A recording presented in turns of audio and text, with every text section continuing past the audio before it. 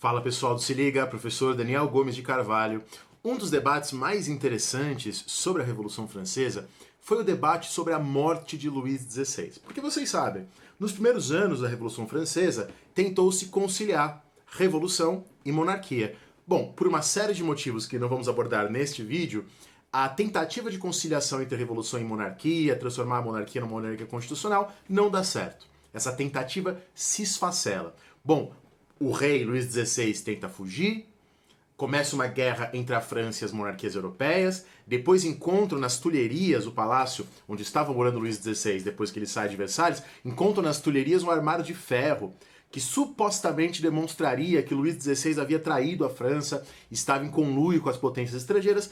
Bom, os historiadores leram o que estava lá nesse armário de ferro das Tulherias e a coisa é um pouco duvidosa, dúbia, seja como for, na época não restaram dúvidas, Luís XVI estava preso, a convenção, a Assembleia dos Deputados da República Francesa, majoritariamente vota que ele é culpado de traição da França, porém, uma vez que eles votam que Luís XVI é culpado, a Assembleia se divide no que diz respeito a o que fazer com Luís XVI. Será que devemos matá-lo? Será que devemos prendê-lo? Será que devemos exilá-lo nos Estados Unidos? Ele havia apoiado a independência dos Estados Unidos e por isso ele era mais benquisto, mais amado lá. Há um grande debate e os deputados ficam divididos quanto a isso. Saint-Just, Robespierre, os jacobinos, vejam o nosso vídeo anterior sobre os jacobinos, para vocês entenderem o que a gente quer dizer com isso, mas os jacobinos tendem a defender que Luís XVI deve morrer. O Robespierre diz assim: não existe processo a ser iniciado. Luís não é um acusado e vocês não são juízes.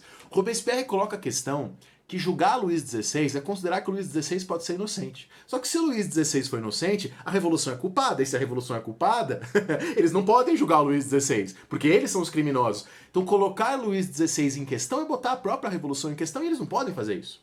O Saint-Just diz: Luís deve morrer porque é preciso que a pátria viva. No vídeo anterior, eu falei que o Jean Clément Martin, da Sorbonne, é o atual melhor historiador da Revolução Francesa dos dias de hoje. E ele lançou ano passado um livro sobre o julgamento de Luís XVI, tem em inglês, se não me engano, eu li em francês, né? Mas nesse livro, o Jean Clément Martin mostra como a defesa que os jacobinos fazem da morte do rei era uma questão, acima de tudo, pragmática. Quer dizer, eu tenho que matar o Luís XVI porque a França está em guerra contra a Áustria, contra a Prússia, depois a Rússia. A França está em guerra contra monarquias. E o Luís XVI é um potencial aliado dessas monarquias. Ele é um traidor, potencial aliado de nossos inimigos de guerra dentro do nosso território. Então é uma questão pragmática, matá-lo porque estamos num contexto de guerra. Essa é a defesa dos jacobinos. Essa é a posição dos jacobinos. Os girondinos, por sua vez, pensam o oposto. O Brissot, que é o grande girondino, ele defende que Luís XVI é culpado de traição, mas ele diz que matar Luís XVI fortaleceria ainda mais os monarquistas. A Olympe de Gouges, aquela que defende os direitos das mulheres e que havia sido uma grande apoiadora de Maria Antonieta, da monarquia, a Olympe de Gouges diz que matar o rei é confirmar a ideia monarquista de que o rei tem algo de sagrado. Se o rei não é sagrado, se a monarquia não vale nada, por que matar o ser humano? Então diz a Olympe de Gouges, punam a monarquia, mas não punam a pessoa do monarca. Façam a punição da instituição. O Thomas Paine, que era um deputado inglês que havia lutado nos Estados Unidos e que foi eleito na Revolução Francesa, é aquele que fala mais tempo contra a morte de Luís XVI. Thomas Paine era um republicano, desde antes da Revolução Francesa, um crítico da monarquia desde antes, mas ele era também um crítico da pena de morte. Ele dizia que matar o Luís XVI abriria além de fortalecer os realistas, além de criar mais ódios contra a Revolução, abriria um precedente que poderia se voltar contra eles próprios. E acaba se voltando. O próprio Thomas Paine depois vai ser condenado à morte, mas vai escapar da morte. Seja como for, Luís XVI dizia: já que abolimos tantos privilégios e coisas injustas, vamos abolir também a pena de morte. Vamos abolir também a pena de morte. Aí vem o argumento dos defensores de Luís XVI e dos defensores da monarquia. Tá? Como, por exemplo, um deputado chamado Morisson, que era da Vendée, uma região da França. O Morisson fala: gente, a França tem uma Constituição desde 1791. Vocês estão julgando Luís XVI por coisas que aconteceram antes da Constituição. Vocês não podem fazer isso legalmente. Tá? Esse é um argumento muito forte. E, aliás, como vocês percebem, uma das grandes questões desse julgamento de Luís XVI é que os deputados não sabiam quem que ele estava julgando. Ele estava julgando a pessoa, ele estava julgando o monarca, ele estava julgando a monarquia, eles estavam julgando todos os séculos de monarquia, ou eles estavam julgando a monarquia desde o começo da Revolução, em 1789.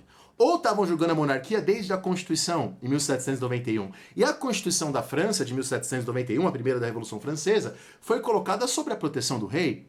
Se ela é colocada sob a proteção do rei, será que o rei pode ser punido por meio dela? Bom, como vocês sabem, no final das contas, vence a pena de morte do rei. Ele é morto no dia 21 de janeiro de 1793, às 10 horas e 22 minutos, na Place de la Révolution, né, na Praça da Revolução, atual Praça da Concórdia. A questão é que os historiadores até hoje discutem se a morte de Luís XVI ocorreu dentro da lei ou não, dentro da lei da Constituição. E não há consenso. Há historiadores que defendem que sim, que como um traidor de guerra, com várias provas, a morte dele estava dentro da Constituição, e outros dizem que não, que ele foi julgado de maneira indevida, inadequada. Se quiserem um livro sobre isso, recomendo o livro do Michael Walzer, que é um dos historiadores que fazem essa discussão, historiador e filósofo, o Michael Walzer. O nome do livro, Regicídio e Revolução. Muito obrigado, um grande abraço, até a próxima, não deixem de comentar e pedir novos vídeos e coisas que vocês quiserem. Um beijo.